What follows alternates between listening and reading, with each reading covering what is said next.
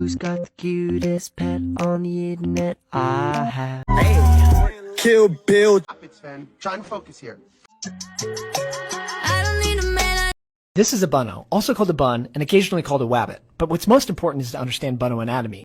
Comme vous l'avez compris, aujourd'hui, on va parler de pet régression, que l'on peut traduire en français par régression animale. Alors, qu'est-ce que c'est le pet régression ? Eh bien, ça consiste à adopter temporairement des comportements animaux, le plus souvent de manière volontaire. Donc, dans la majorité des cas, les personnes qui pratiquent cette régression le font dans un but de réconfort ou de bien-être psychologique. Agir comme un animal, ça leur procure une sensation d'apaisement et ça les aide à soigner leurs difficultés quotidiennes. Certaines personnes ont connu des traumatismes ou vivent avec des troubles psychiques et le fait de redevenir un animal, ça leur permet d'affronter leur quotidien plus tranquillement. Le plus souvent, les pets régresseurs incarnent des animaux de compagnie comme des chiens et des chats, la plupart du temps, afin de gérer leur stress et de retrouver un sentiment de sécurité émotionnelle. Cela peut se traduire par le fait de se rouler en boule comme un petit renard, de quémander des caresses comme un lapin ou encore de mordiller ses amis comme un furet. Parfois, les pets régresseurs aiment partager ces moments avec leurs proches ou leurs partenaires. Certains utilisent aussi des accessoires pour renforcer leur immersion, comme par exemple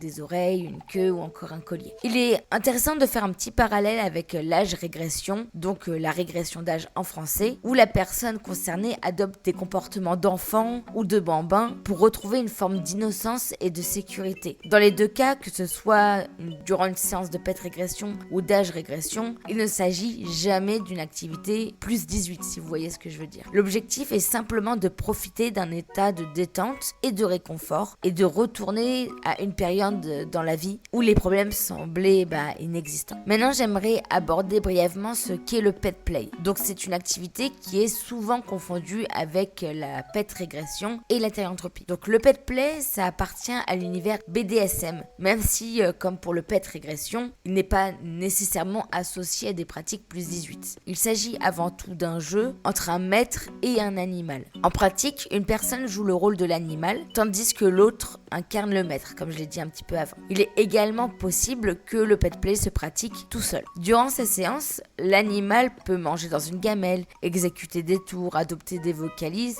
ou interagir avec son maître. Dans ce cadre, l'animal est censé obéir à son possesseur ou pousser son maître à le soumettre ou même punir. En s'immergeant dans son rôle, la personne peut rentrer dans ce qu'on appelle le pet space. C'est un état mental où elle met de côté son humanité le temps du jeu. La forme la plus répandue de pet play, c'est le puppy play, là où l'animal incarné est un chiot. Les participants portent souvent une puppy hood en néoprène et un collier symbolisant leur appartenance à leur maître. Certains vont plus loin avec des combinaisons complètes ou même des queues en silicone. Lors de conventions ou d'événements, les puppies se rencontrent pour exprimer librement leur chien intérieur. Le puppy play est donc principalement centré sur le jeu de rôle, avec parfois une forte dimension de pouvoir et de dominance du maître sur l'animal. Comme toujours dans le BDSM, cette pratique se repose sur le consentement mutuel. Et enfin, pour terminer, j'aimerais faire un tout petit point sur la thérianthropie. Les terriennes ne sont pas dans une optique de jeu ou de coping. C'est vraiment